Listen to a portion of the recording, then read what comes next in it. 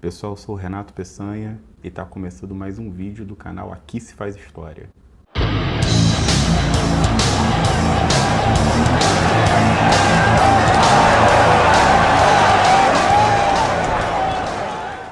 Aí agora entra a vinheta, pá. Pessoal, hoje nós estamos aqui com a Joyce Soares, colega nossa aqui de Unirio, mais uma coincidência, um outro doutor pelo Unirio, né? Joyce é doutora pelo Unirio, formada esse ano. Joyce, se apresenta aí para o pessoal, por favor. Meu nome é Joyce Soares, eu fiz graduação, mestrado e doutorado em História. Acho que o tema de pesquisa vai ficar mais claro no decorrer da entrevista, mas eu estudei a relação entre polícia e política no século XIX, sobretudo na primeira metade do 800. Então, Joyce, eu queria que você começasse falando como você chegou no seu tema de pesquisa, como você chegou nessa relação entre a polícia e a política por meio dos periódicos. Então, minha história com a polícia já é um tanto quanto longa. Eu estudo polícia há muito tempo. Começou num projeto de iniciação científica, eu estava vinculada a um projeto maior da minha orientadora. Nesse momento ainda não se tratava de uma relação entre polícia e política, era um projeto que tentava estabelecer a pré-história da ciência da informação. Basicamente, eu estudei a polícia em relação à utilização de informações nas atividades policiais. E ficou mais claro para mim o que eu efetivamente queria estudar. Eu queria estudar a relação entre política e polícia na construção do Estado no 800, no pós-independência. Então, quando eu fui para o mestrado, ficou mais claro para mim efetivamente o que eu queria estudar. E eu queria saber, entender melhor a relação entre a construção do aparato policial no 800 e a construção do Estado. E aí eu trabalhei no primeiro momento com o discurso oficial, trabalhei com os discursos dos ministros da Justiça sobre as transformações nas instituições policiais e no judiciário de forma mais ampla. Deu uma dissertação de mestrado, mas ainda não respondeu efetivamente o que eu queria. Porque havia uma pergunta muito clara para mim, que em 2 anos de mestrado não dá para responder, e minhas fontes também não permitiam. Por que 2 modelos de instituição policial no 800? E aí Quais são esses 2 modelos que você fala? Não sei nem se eu posso dizer de 2 modelos, mas assim, a minha preocupação, a gente sempre parte de um problema do presente, né? Sim, essa é a questão do historiador. Sim. E eu sempre tive uma questão muito clara para mim, que me inquietava, por que 2 instituições policiais? Por que uma instituição policial de caráter essencialmente civil e por que uma instituição policial militarizada? E aí eu queria entender por que e como isso começou. Voltei para o 800 para entender como se estabeleceram essas instituições ainda no primeiro momento de construção do Estado. A princípio eu ia trabalhar com fontes oficiais de novo, estava pensando em trabalhar com debate parlamentar acerca das transformações institucionais, e recebi algumas críticas muito boas, críticas positivas, logo assim que eu passei no processo seletivo, para entender a partir de outras visões, do que se falava sobre a polícia e sobre as transformações institucionais naquele período. E aí eu decidi trabalhar com a imprensa. Esse período que eu trabalho é basicamente a década de 1820, no pós-independência. Claro que na tese eu tive que fazer um recuo para entender como eram as instituições policiais anteriormente, mas é basicamente da década de 1820 até o início da década de 1840. Então é um período de muita turbulência política, né? Você tem a regência no meio e... Golpe da maioridade. Exatamente. Então, mas o meu foco principal, na verdade, é o período regencial, assim, do início dos trabalhos da Assembleia Legislativa, quando começam as primeiras discussões acerca das transformações institucionais, para transformar as instituições do antigo regime em instituições liberais, né, para adequá-las à primazia das leis, aos postulados políticos liberais. E o período regencial, que é efetivamente o que a historiografia trata como um momento de experiência. Alguns chegam a falar em experiência republicana na regência.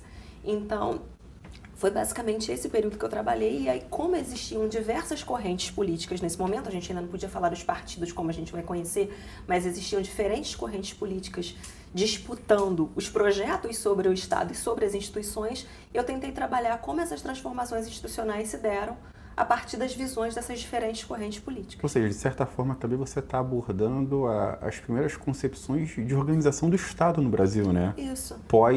Porque o Estado que a gente tinha, o Estado Imperial, ele foi trazido integralmente de Portugal, né? Ele foi baixado aqui. Agora então você começa a discutir as relações de poder dentro dessas primeiras experiências de Estado moderno no Brasil, digamos assim. Basicamente isso, porque a minha questão, sobretudo em relação à polícia e a vinculação com a política, era exatamente essa. A historiografia sobre a polícia no Brasil, desculpa, é um tanto quanto recente. E basicamente a forma como se estuda a polícia no Brasil tem um caráter muito voltado para a história social. Sim. Então foca-se muito nas questões de repressão, nas ações de repressão e resistência, quais eram os agentes, quem eram os alvos da repressão, e muito pouco sobre quais eram os projetos que estavam por trás do estabelecimento dessas instituições. Ou seja, você, de certa forma, também está fazendo uma historiografia das formas de exercício de poder, nesse sentido. Talvez. Quando você começa a pensar esses projetos políticos mais amplos, você está fazendo uma historiografia dessas formas de exercer poder, né? Como os impactos disso na sociedade. Basicamente isso.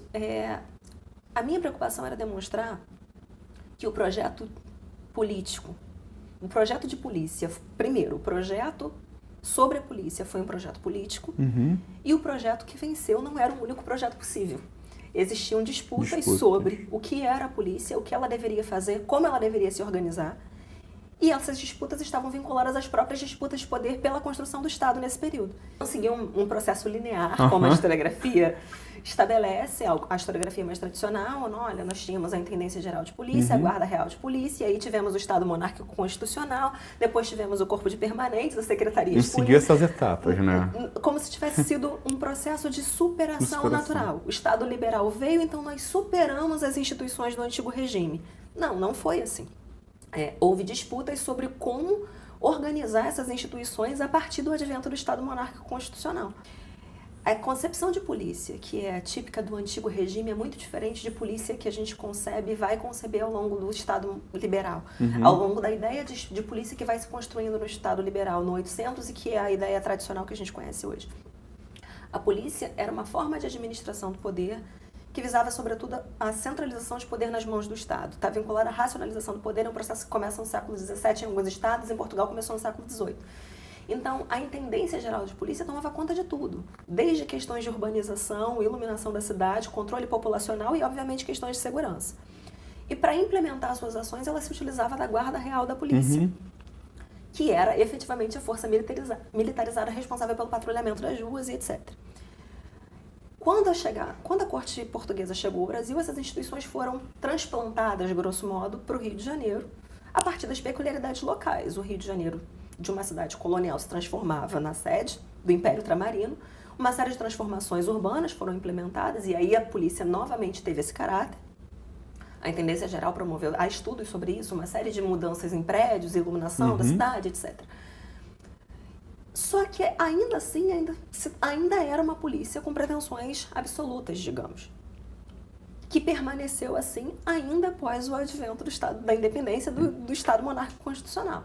O que acontece com o início do trabalho dos trabalhos da Assembleia Legislativa? Começa a se discutir que esta polícia não condiz, não é compatível com a Constituição, não condiz com a limitação do poder central, digamos assim, e é preciso adequar as instituições policiais à primazia das leis, sobretudo fazer os agentes policiais respeitarem a Constituição e respeitarem a lei. Porque essa é uma crítica muito frequente nos periódicos. Os agentes da polícia não respeitam a Constituição. A Constituição, a primeira Constituição de 1824, por exemplo, previa a inviolabilidade dos domicílios, salvo algumas exceções. Os agentes da polícia não respeitavam isso. Essas discussões todas começaram a aparecer no parlamento e nas folhas dos jornais. O que acontece efetivamente? A Intendência Geral permanece até o início da década de 30, a Guarda Real de Polícia permanece até o início da década de 30, foi dissolvida em 1831 depois de um motim policial que envolveu soldados do Exército Regular com soldados da polícia. Mas, efetivamente, essas críticas já estavam sendo colocadas desde meados da década de 20. Os liberais, tanto de espectros moderados quanto, sobretudo, os exaltados, questionavam duramente as ações policiais das antigas instituições nas páginas dos periódicos e pediam efetivamente que, no lugar dessas instituições, as atribuições dessas instituições fossem repassadas às instituições liberais, às instituições modernas. E aí entra, sobretudo, a figura do juiz de paz, que é uma figura central na década de 30, que vai ter a gama de atribuições, dentre a sua gama de atribuições, muitas das atribuições policiais. Então, essa é uma disputa fundamental de final da década de 1820 e no início da década de 1830. A Guarda Real é dissolvida, mas institui-se o Corpo de Guardas Municipais Permanentes. Esse processo aí que você falou da mudança do Corpo Real para as Guardas Municipais, você já tem uma ruptura e uma continuidade. Só nesse processo aí, né? Já tem uma ruptura e uma continuidade. Exatamente, porque na medida em que os agentes da Guarda Real, obviamente, eram criticados tanto no parlamento quanto fora dele, e também teve um motim, então se tornava um tanto quanto impossível manter a guarda, ainda que fosse um anseio de liberais desde o final da década de 1820. Cria-se o Corpo de Guardas Municipais Permanentes, depois de vários apelos nos periódicos liberais à participação cidadã. Essa é uma questão muito importante. E essa é uma questão de ruptura, porque é uma defesa intransigente da participação cidadã nas instituições do Estado e policiais. Então, a participação dos juízes de paz no lugar do intendente geral da polícia é uma defesa intransigente da participação cidadã, porque o magistrado de paz é eleito localmente, pela mesma forma dos vereadores das câmaras municipais. Então, é uma defesa intransigente da participação cidadã. E no Corpo de Guardas Municipais Permanentes, que é a instituição que vai ser responsável pelo patrulhamento da cidade, há uma defesa intransigente da participação dos cidadãos. Então, eles seguiriam uma disciplina militarizada e os postos oficiais seriam dados aos comandos, aos homens, aos oficiais militares que tinham a ciência da guerra. Esse é um termo que aparece nos jornais. Eles sabiam a ciência da guerra, mas efetivamente quem desempenharia as funções seriam os cidadãos. Então, essa é uma ruptura e uma continuidade. Você garante a continuidade do nexo militar por um lado, mas garante a participação cidadã. É uma discussão que existe até hoje, né? Porque muita gente fala até mesmo de certas posturas militarizadas das polícias civis, das polícias jurídicas, digamos assim, em conformidade com essa postura ostensiva da polícia militar. É um problema, um choque que existe até hoje, né? Sociedade civil e esse âmbito da segurança militarizada, digamos assim, né? Pois é, porque... Você falou aí da expressão, a ciência da guerra, até hoje usa essa expressão. O Rio de Janeiro vive um cenário de guerra, Exatamente. Né? Até hoje a questão da guerra, da abertura para exceção parece muito válida dentro da sociedade. Como se a polícia fosse responsável por garantir dentro o que o exército faz com a defesa do território fora. Como se a lógica da atividade policial fosse uma lógica de defesa perante uma situação de calamidade, perante uma situação de guerra. E como era a postura dos periódicos? Assim, você mapeou ideologicamente esses periódicos? Assim, quando você começou a fazer a análise dos periódicos, você identificou esses periódicos são os de orientação liberal mais extremada e esses são os de liberal menos extremado? Você fez esse mapeamento ideológico dos periódicos? Sim. Aliás, foi um ponto de partida interessante, porque como eu partia do pressuposto que havia projetos políticos diferentes, eu partia do pressuposto de que havia mudanças entre o que se concebia como polícia para alguns tipos de corrente política. Então, eu mapeei basicamente, no final da década de 20, os áulicos, os moderados, que ainda estavam começando a se estabelecer como moderados, e mais para o final da década de 1820, no início da década de 1830, 29, 30, 31, os exaltados. E foi o que eu segui para toda a década de 30, com a mudança, né, no período regencial para os caramurus, que seriam os antigos partidários de Pedro I, e refratários a qualquer tipo de reforma mais não é nem radical, qualquer tipo de reforma mesmo. No começo da entrevista você falou que as instituições policiais elas eram vistas muito do ponto de vista unicamente da repressão, né? Agora a gente já vê aí diversos estudos, que alguns nem são tão recentes assim, que começam a estudar essas instituições, seja a polícia militar, a polícia civil, polícia jurídica, exército, começa a estudar isso do ponto de vista de políticas de poder, de práticas de poder. Como que isso foi útil para você desenvolver o seu trabalho? Assim, o que você analisa na historiografia que privilegia trabalhos como o seu? Olha, essa é uma pergunta um tanto difícil para mim, Porque, sobretudo em relação à polícia no Brasil, essas abordagens são, sinceramente, pouquíssimas. Sobretudo para o período que eu estudo. Você tem uma abordagem mais sobre relação entre polícia e política, mas você vai ter sobretudo para século XX e segunda metade do século XX. Aí você tem os estudos sobre polícia política, mas ainda sob uma perspectiva de polícia repressiva. É óbvio que a polícia é repressiva, isso ninguém precisa dizer. E é óbvio que as ações policiais se pautam cotidianamente numa dialética de repressão e resistência. Mas o que me inquietava e talvez o que foi o ponto fundamental para eu desenvolver meu trabalho é que não pode ser só isso.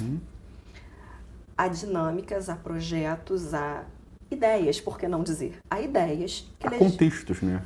Que legitimam a construção e a instituição dessas organizações policiais. Então, dizer que as instituições policiais no Brasil, a Polícia Civil e a Polícia Militar, seguiram uma linha, como se fosse uma trajetória linearizada, como eu já te falei, de, teoricamente, superação. Éramos colônia, tivemos a transplantação da corte para cá, transplantamos as instituições portuguesas para cá, depois tivemos o Estado monárquico constitucional e aí nós superamos as instituições do antigo regime para termos as instituições do Estado liberal. Sim, nós tivemos instituições adequadas de alguma forma ao Estado liberal, mas adequadas a partir das experiências dos contemporâneos. Nessa época, por exemplo, na França, o Napoleão Bonaparte já tinha instituído aquelas noções do que seria a polícia civil, né, a polícia jurídica, né? Ele já tinha revisto todo aquele processo da Pax Romana que orientou os modelos jurídicos dos estados modernos, né? Então, essa foi uma sugestão que me deram na minha banca de defesa para possíveis trabalhos futuros. Eu ouvi de um professor, que vou citá-lo porque marcou minha formação, Paulo André Leira Parente, que o estado de polícia permanece no Brasil a despeito da Constituição porque a escravidão permanece no Brasil. E ainda que tenhamos feito a divisão de alguma forma dentro do possível, dentro do que a conjuntura possibilitava, o estado de uma polícia com pretensões absolutas, com dificuldades para respeitar a Constituição e para respeitar a lei de alguma forma, permaneceu no Brasil ao longo do século XIX. E exatamente por isso, o estado de polícia, de certa forma, o estado de uma polícia absoluta, com ingerência em todos os aspectos da vida, que tem muita dificuldade com limitação de poder, permanece no Brasil. E sim, tem a ver com isso também, porque a gente fez a divisão dentro dessa orientação, digamos, napoleônica, tentamos adequar as instituições, adequar mesmo, porque era isso que aparecia nos discursos, precisamos adequar as instituições ao Estado monárquico. Adequamos dentro do que era possível, mas respeitando o peso da tradição e o peso da permanência. Isso você falou que o seu trabalho ele surgiu motivado por questões que envolviam o presente.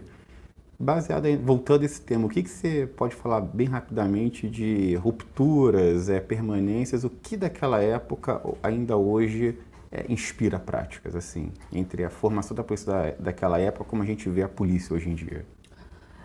O primeiro ponto é que e aí é uma perspectiva muito peculiar minha, né? Os agentes policiais têm dificuldade para respeitar a lei. E essa é uma permanência na longa duração.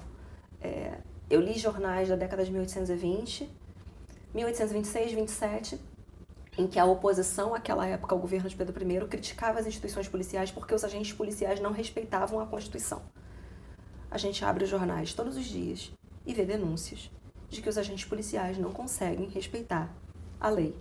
Então, a gente teve um Estado liberal, hoje em dia a gente tem uma república, um Estado democrático de direito, em que uma instituição do Estado tem dificuldades para respeitar a Constituição e a lei. Essa, para mim, é a permanência mais flagrante. E esse, para mim, é um peso muito significativo da permanência das concepções de polícia de antigo regime nos dias de hoje. Entendi. Pessoal, estamos fechando aqui mais um vídeo do Aqui Se Faz História. Queria agradecer a Joyce, obrigado por ter vindo. Aqui na descrição do vídeo nós vamos colocar o link para o Lattes dela, o link para a sua tese, você vai deixar, não vai? e para artigos da Joyce também. Se inscreva no nosso canal, se gostou, dê um like aí, deixe seu comentário, gente. Beijo enorme de todo mundo, até a próxima.